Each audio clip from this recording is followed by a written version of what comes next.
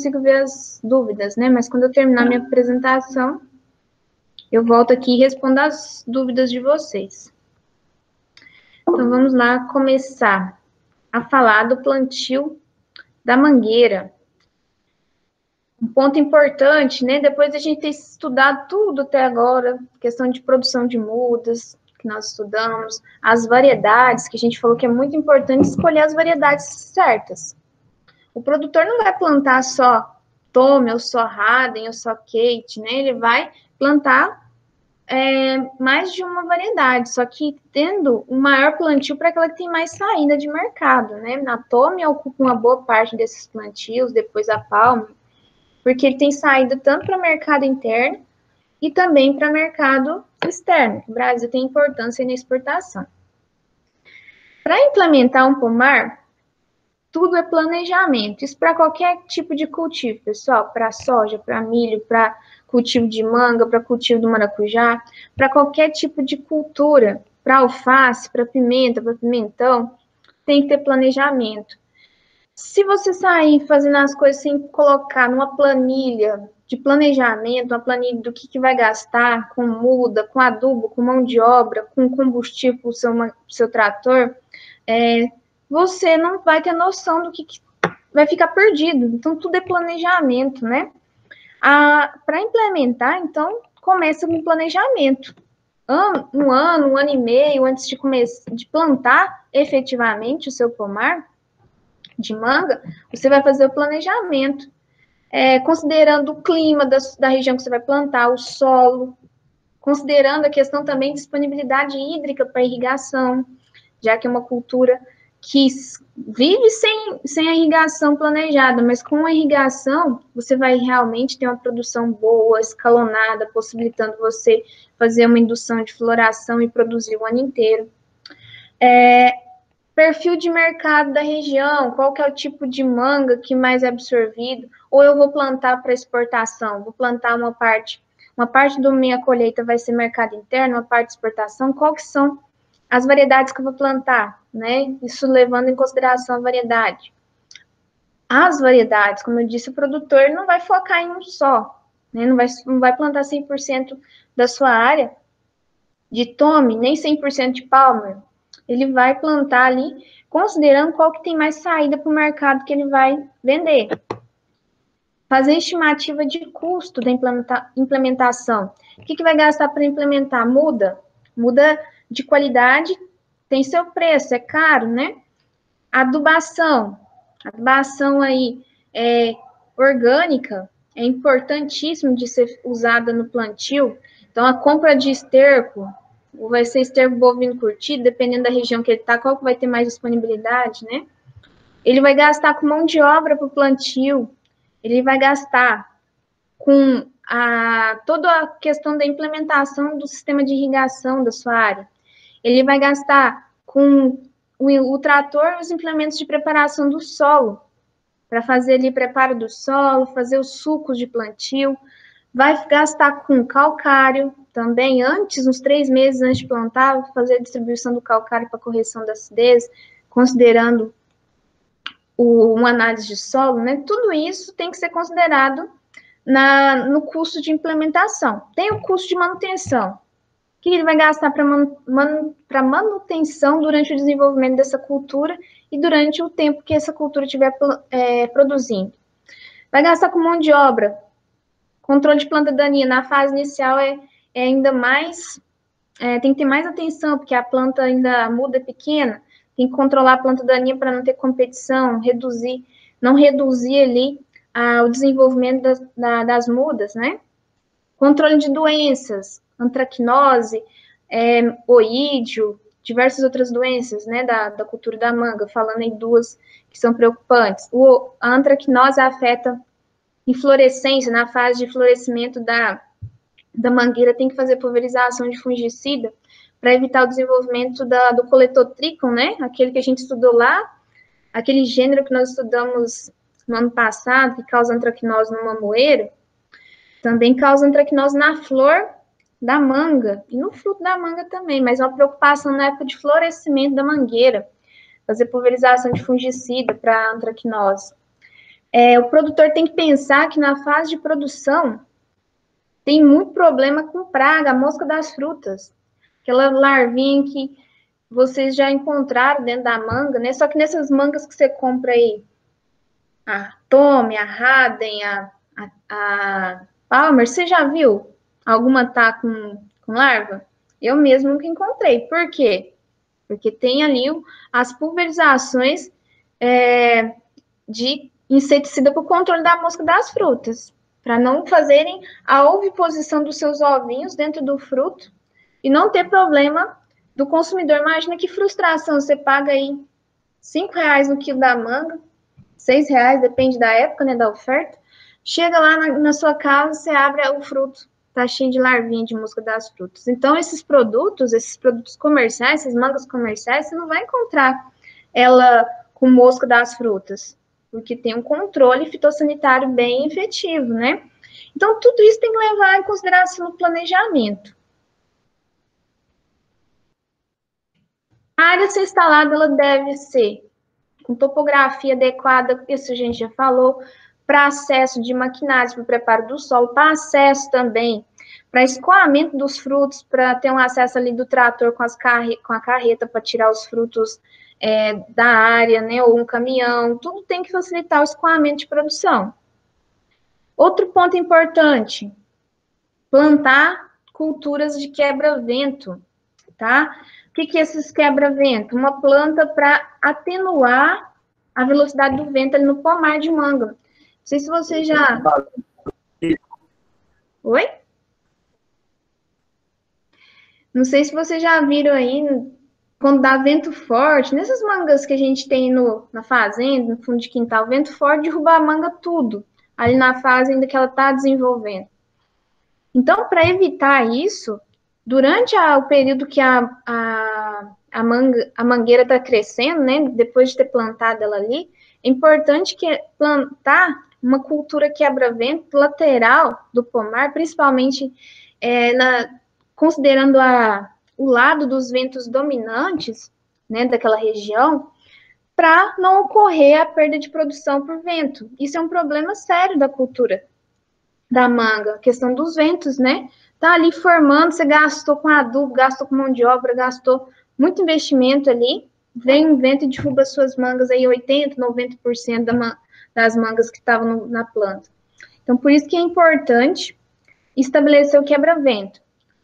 As plantas usadas no quebra-vento podem ser plantas frutíferas, como bananeira, plantar de 3 a 4 linhas ali na lateral da sua área do pomar de manga, ou também pode usar o coqueiro, faz umas 3 linhas, 4 linhas laterais, para atenuar essa velocidade dos ventos.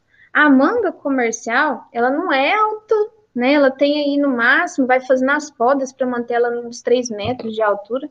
Então, o quebra-vento ele também tem que acompanhar essa altura da planta de manga, na fase adulta, né?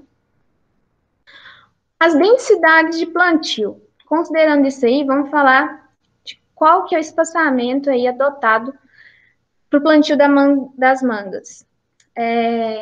São encontrados espaçamentos aí entre linhas de 6 a 8 metros nas entrelinhas de cultivo, com espaçamentos entre as plantas na linha de 2 a 5 metros entre as plantas na linha, tá? Isso depende da questão da copa e também tem produtor que prefere adensar mais o cultivo. Adotar espaçamento entre linhas, né, menor, pode comprometer ali o espaço para passar o trator com um pulverizador e até a colheita, tá? Mas 6 metros, né, é um espaçamento bom. Mas reduzir muito isso tem que sempre pensar que vai ter que passar o trator com o pulverizador, vai ter que passar o caminhão ou o trator para recolher a colheita, então tudo tem que ser considerado também. Para adotar o espaçamento entre as plantas na linha, tem que considerar o porte daquela cultivar, tem cultivar que tem a copa mais adensada, mais compactada, umas tem a copa mais aberta, então tudo isso tem que ser considerado. Definir o espaçamento. Vou adotar 4 metros entre as plantas na linha e 8 metros entre as linhas de plantio.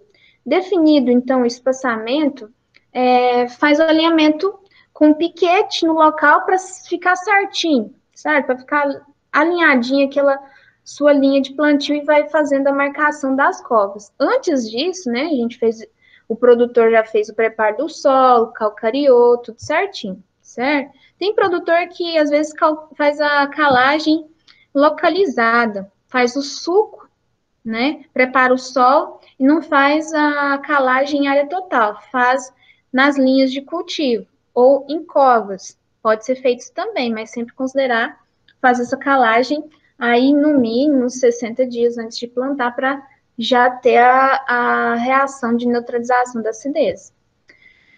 Áreas que têm uma declividade mais acentuada. Fazer a marcação antes de fazer o plantio das mudas, fazer a marcação das curvas em níveis e levantar os terraços em níveis, né? Para a questão de evitar a erosão na área, conservar o solo desse pomar. Que são piquetes, né?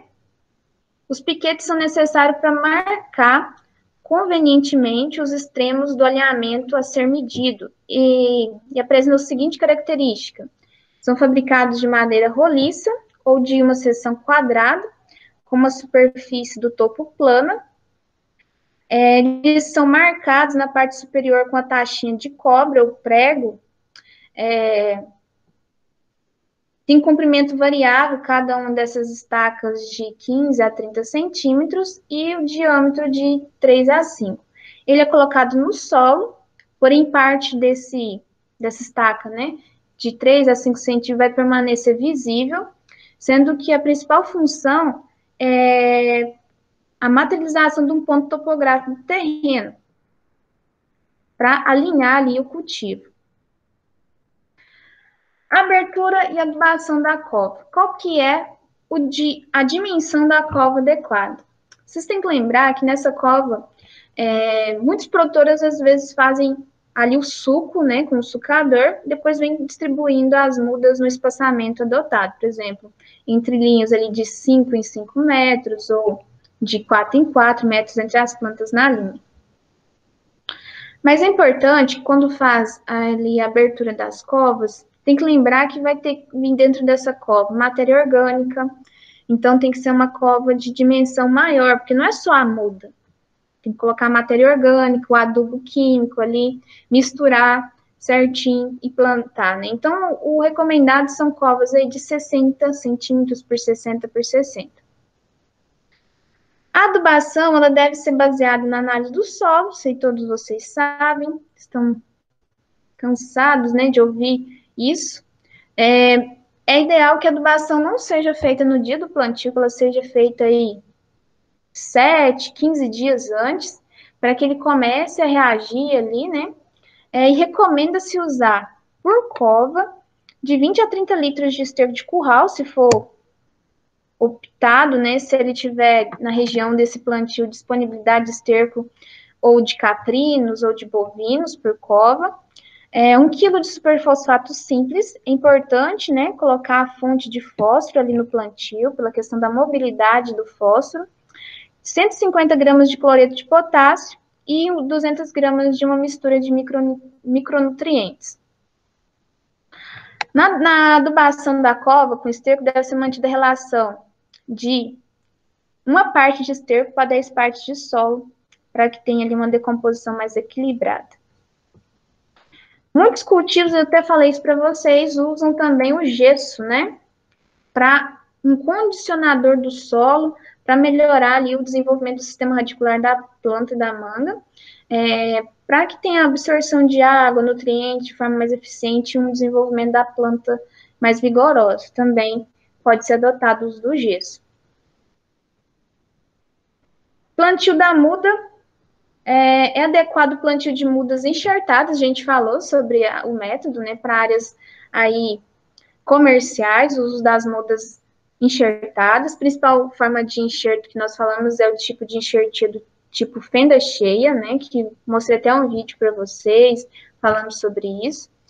O porta-enxerto, ele vai fornecer a rusticidade do sistema radicular robusto, e a parte aérea da planta, a parte da estaca que foi enxertada, que vai ser a copa da planta, vai fornecer uma variedade produtiva, bem aceita no mercado, que é o caso aí das variedades que nós falamos, como Tommy, Palmer, né, a Haden, Kate, Kent. Quando fazer o plantio? Quando pode plantar as mudas? Se é área irrigada, qualquer época do ano, né? Se é área de sequeiro, na época das chuvas, no verão, tá? Para evitar rachadura no caule, porque a muda ainda está muito sensível ali, o caule, e principalmente em regiões mais quentes, né? É importante, depois de fazer o plantio,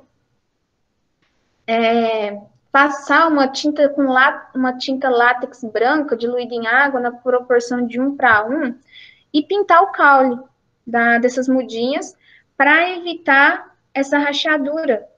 Essa rachadura é ocasionada pela radiação solar, né, incidente ali diretamente no caule dessas mudas.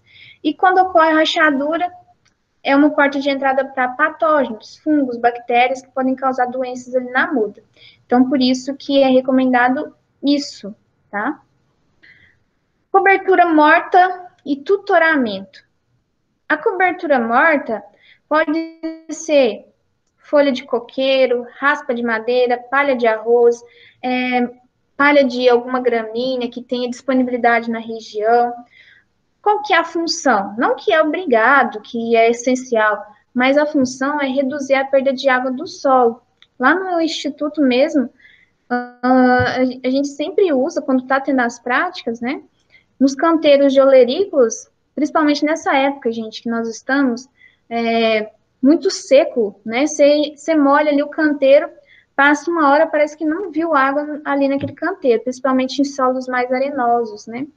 Então, quando você coloca uma cobertura morta, uma palhada sobre o solo, vocês sabem, né? Reduz a evaporação da água ali no solo e vai manter mais úmido. E a muda de manga, qualquer outra planta, né?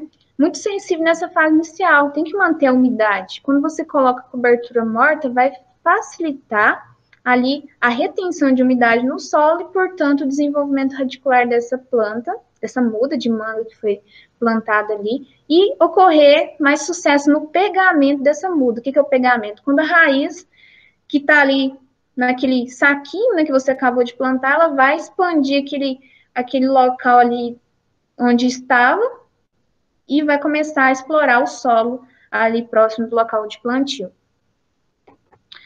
O tutoramento. O que é tutoramento, pessoal? É um pedaço de madeira, uma estaca, que vai ser colocada e amarrada do lado da muda, porque as mudinhas, quando vão para o campo, são pequenas, são frágeis, e para manter e para garantir que o crescimento dessa muda seja retinho, para que ela não cresça torta ali, então é importante fazer o tutoramento. Essa imagem aqui não está muito boa, que eu tirei de uma revista, mas vocês observar aqui, ó, tem um tutor lateral, as mudinhas, tá? Então, um tutor de madeira, uma estaca, e depois tira, depois que já essa planta vai desenvolvendo, vai engrossando o caule, tira o tutor. Na hora de amarrar o tutor na muda, pessoal, não pode ser apertado, não. Vai usar ali qualquer tipo de cordão, de barbante, né? Não pode ser apertado, não, senão você vai, à medida que aquele caule vai crescendo, vai ocorrendo estrangulamento, tá? Então, é amarrado ali com fitilho, que tem uma durabilidade mais baixa, né? Que não vai ficar meses, caso o caule estiver crescendo muito, ele vai arrebentar. E não amarrar apertado também. Quando faz o plantio das mudas, tem algumas pragas, né? Alguns insetos, pragas e ácaros ali, que são bem problemáticos. Uma praga bem problemática do início da implementação da manga é a formiga cortadeira. As formigas aí do gênero Ata, né? Como a Ata levrigata, aquela formiga cabeça de vidro que a gente chama, né? Que o soldado, que é a parte ali da casta que é responsável pela proteção do formigueiro, ele tem aquela cabeça brilhante, por isso que eles chamam popularmente formiga cabeça de vidro. Mas tem outras espécies, né? A Ata acominex, diversas outras espécies de formiga cortadeira. Tem que ter uma preocupação, fazer monitoramento ali na área próxima. Se encontrar formigueiro, distribuir a isca, né? As iscas com inseticida, para que elas carreguem para dentro da sua colônia e ocorra o controle ali, porque são problemáticas, formiga cortadeira. A tardezinha você vai lá, seu pomar tá lindo, com as folhas bonitas, brotadas, amanhece com um monte de planta desfolhada. Então, tem que fazer o controle aí preventivo, tá? Porque dá um atraso na cultura ali de meses, né? Quando você tem uma desfolha aí ocasionada por formiga cortadeira. Isso, formiga cortadeira não é problema só de mangueira, né? Laranja também. Inclusive, lá naquelas laranjas que nós plantamos, que o Sr. Paulo, o Sr. Elvio plantou ano passado, a gente teve algumas que sofreram desfolha pela formiga cortadeira. Problema com ácaro, né? Cochonilha, que é inseto sugador, fica nas brotação, tríplice. Então, tem que ter monitoramento e controle desses insetos aí e dos ácaros também.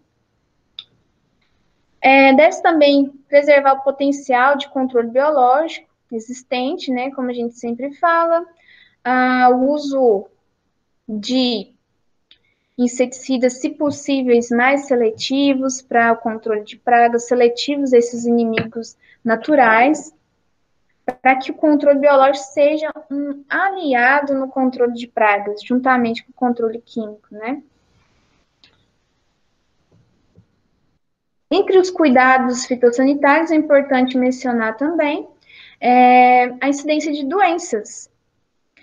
Como eu disse para vocês, antracnose, oídio, né? Ali durante a formação da planta, depois do plantio, tem que ter cuidados aí preventivos e curativos também, com pulverizações, quando identificados sintomas, pulverizações de fungicidas. No caso de acontecer o não pegamento de alguma muda, fazer a substituição. O produtor nunca compra só aquela quantidade de muda exata, ele tem que comprar um pouco a mais, porque vai ter muda que não vai pegar, vai ter muda que vai adoecer e vai morrer, vai ter muda que depois de um ataque de formiga cortadeira não vai se recuperar. Então ele tem que ter umas mudas sobrando, que vai ficar lá na fazenda, ele molhando elas, mantendo elas para que, ao passo que verifica falha ali no desenvolvimento de algumas das mudas plantadas, ele substitua elas, para não ficar ali com falha, né, no cultivo. Qualquer área ali perdida, uma planta que ele não vai deixar ali na área, vai perder, vai representar muita perda de produção por área no final das contas, quando estiver na hora de produção. Para evitar doenças fúngicas, né, como antracnose, como oídio, é importante pulverizar com fungicidas à base de cobre, tá? Como oxicloreto de cobre, que fazem ali uma boa proteção da parte foliar. Substituição de copa. Isso aqui é bem interessante. Tem como, depois que a lavoura ainda já está lá produzindo, por exemplo, um talhão de manga palmer. Está lá com 10 hectares de manga palmer.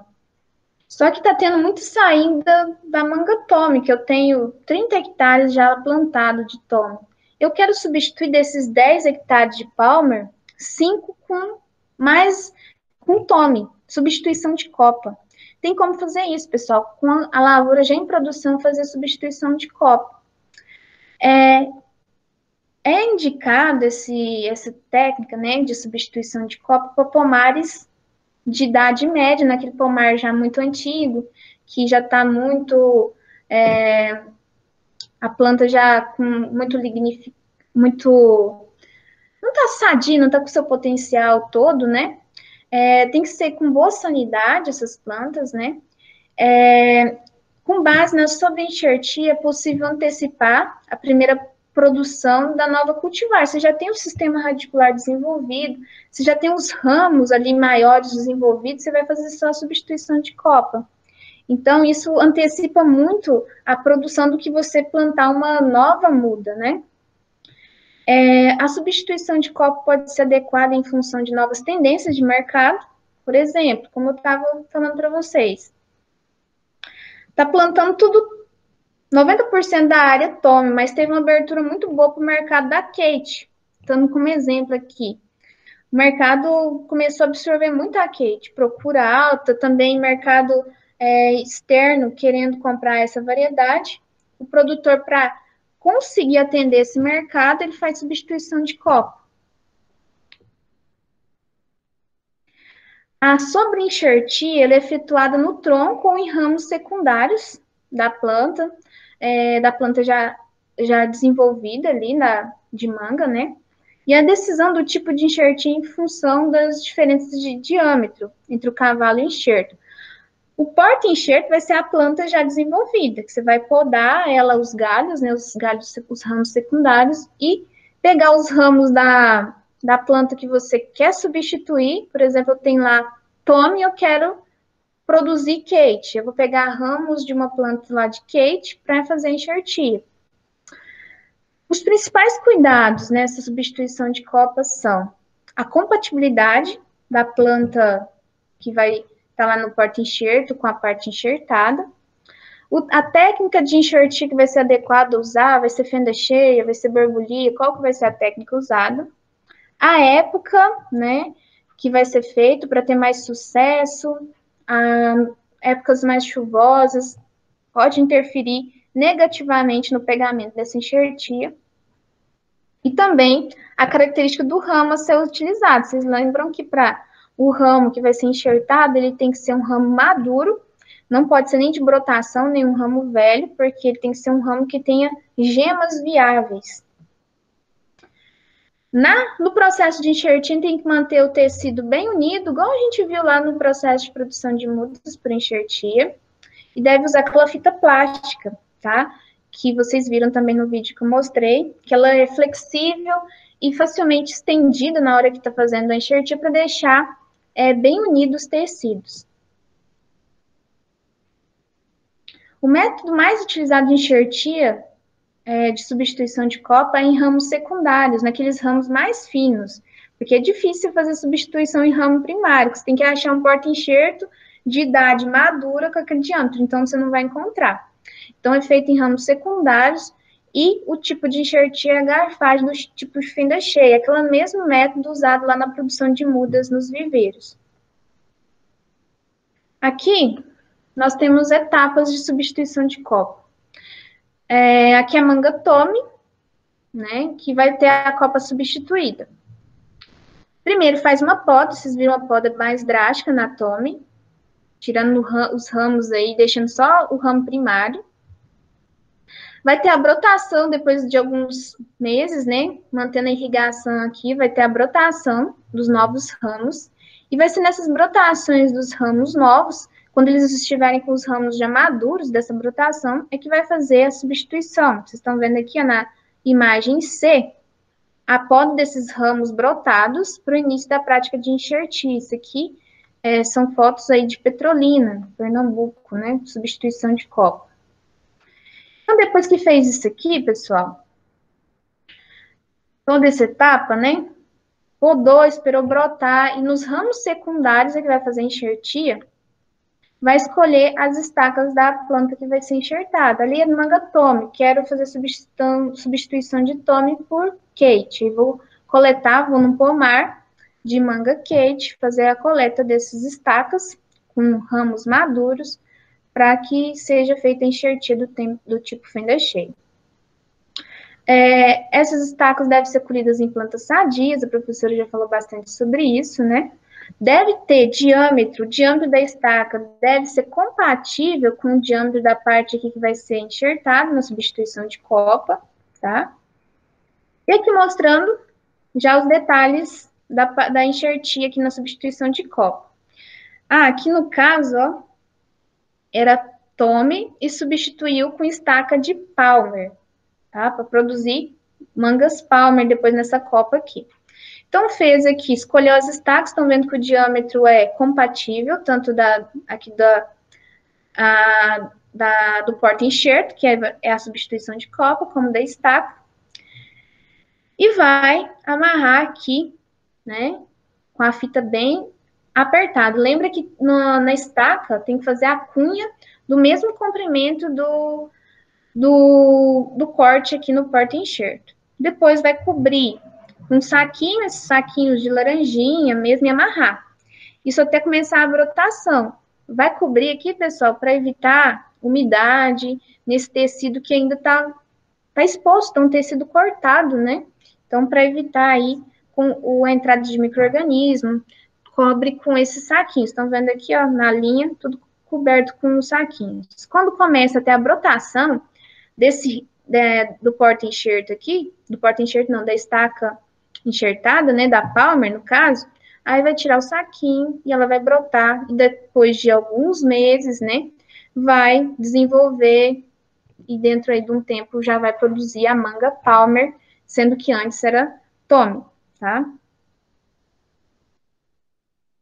As novas brotações vegetativas devem ocorrer em torno de 30 dias, mas depende das condições da região, né? Normalmente necessário um repasse de novos enxertos, porque tem muitos aqui que não vão pegar da primeira, então tem que fazer uma novo repasse e fazer novo enxertinho que teve falha. Para que não aconteça o seguinte, tem brotação ali, parte da planta produzindo Tome e parte está produzindo Palmer, né? Tem que homogeneizar essa copa para garantir que produza só uma variedade. Normalmente, como eu disse, né, fazer novos enxertos naqueles que não pegou, é eliminada em pouco tempo a formação, em pouco tempo na formação da nova copa. Logo é possível ver a brotação já na nova copa, que vocês estão vendo, ó, depois de alguns dias, né, já começou a brotar, que é a parte que foi enxertada da Palmer, aqui é a brotação já nova, desenvolvendo, e aqui já uma brotação formada da copa, e depois é só fazer a indução da floração, quando tiver com essa copa já formada, ou a indução natural, mesmo pela questão do clima, e vai começar a produção. Na substituição da copa, pode acontecer que algumas plantas a sobreenxertia não seja efetuada ou até mesmo que em parte dos ramos de uma planta não apresente o pegamento adequado. Assim, dentro de um pomar, algumas plantas podem apresentar a copa da cultivar original e uma mesma planta, ramo da copa original e outro da copa enxertada, como eu disse, produzindo na mesma planta Palmer e Tommy, né? Só que aí tem que ter cuidado na hora da colheita, se isso acontecer, tem que ser evitado, mas se isso acontecer, não misturar fruto de uma variedade com outra, tá? Separar aí os frutos para não perder valor comercial, porque num lote tem que ir só aquela variedade para assegurar o valor comercial. Aqui nessa foto, plantas da cultivar quente e da cultivar Tome, e detalhe do ramo da Tome em copa de mangueira quente, sobre enxertada, tá? Aqui tem Tome e Kate, e o ramo da Tome, aqui nesse detalhe, com o cultivar, aqui era Tome, substituiu com a quente, tá? Produzindo aí essa variedade, de acordo com a exigência de mercado. E isso é interessante, né, essa possibilidade, né, de fazer a substituição de copa de mangueira. Deixa eu ver aqui. Agora, vou retornar para a pergunta. Qual variedade é essa? Dessa fruta de manga aqui. Estão vendo aí?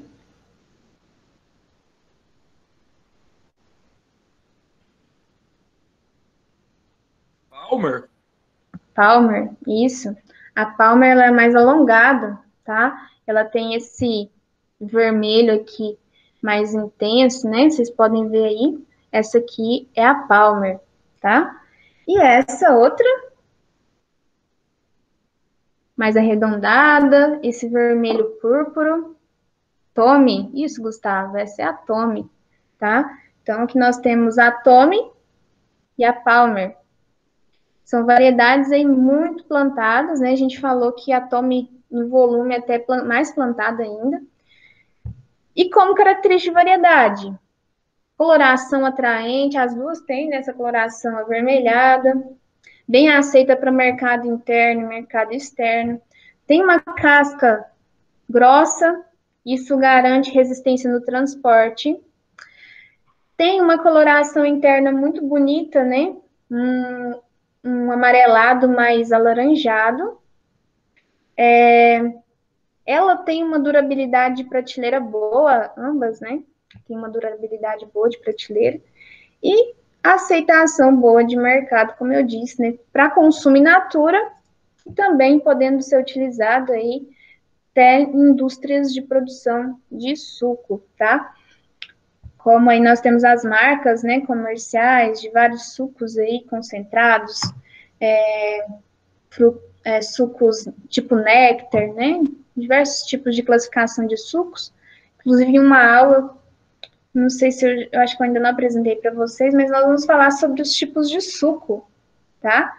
O que é considerado suco, o que é considerado refresco, que leva em consideração a proporção de polpa de fruta e algumas classificações de suco, por exemplo, tem suco integral, suco concentrado, aí tem o néctar de fruta, né? Nós vamos estudar daqui uns dias, não lembro em que aula, tem algum material que eu tenho que eu vou falar para vocês sobre isso. Mais alguma dúvida, pessoal? Ficou claro? Ô, professora, Oi? eu perdi um pouco lá na parte de substituição de copas. Qual que é a função mesmo de fazer isso? Bom, Gustavo, a substituição de copa é, por exemplo, o produtor, ele tem 90% da área dele cultivado com a Tome Atkins, né? E, de repente, o mercado está comprando muito, mercado externo procurando, mercado interno também, pela quente, um exemplo. E aí ele vai aproveitar a parte desenvolvida, o sistema radicular está desenvolvido ali daquela planta no campo, e ele vai substituir a copa pela quente, já que o mercado está procurando essa variedade, que só um caso hipotético, né? Mas para exemplificar para você. Então a função é produzir de forma precoce uma variedade de manga para atender o mercado. Rapidamente ele não vai ter todo aquele processo de plantar, esperar a planta desenvolver sistema radicular, copa. Ele já tem ali o ramo primário e raiz bem desenvolvida. Então ele vai só substituir a copa em alguns meses, né? Ele já vai ter floração e produção de frutos. Então ele vai antecipar e já pôr no mercado aquela fruta que está sendo requerida. Entendeu? É muito útil, hein? É bem útil.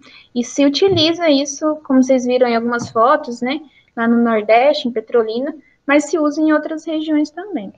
É uma prática importante que com rapidez você consegue colocar no mercado frutos de outra variedade quando tem ali uma procura maior para aquela variedade que você não planta tanto, mas você quer passar a plantar mais. Né? Aí você antecipa essa colheita, porque já aproveita a parte dos ramos primários e também da raiz.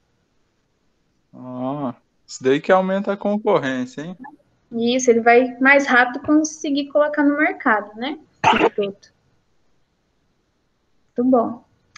Uhum. Mais alguma dúvida? Tudo certo, Maria Fernanda?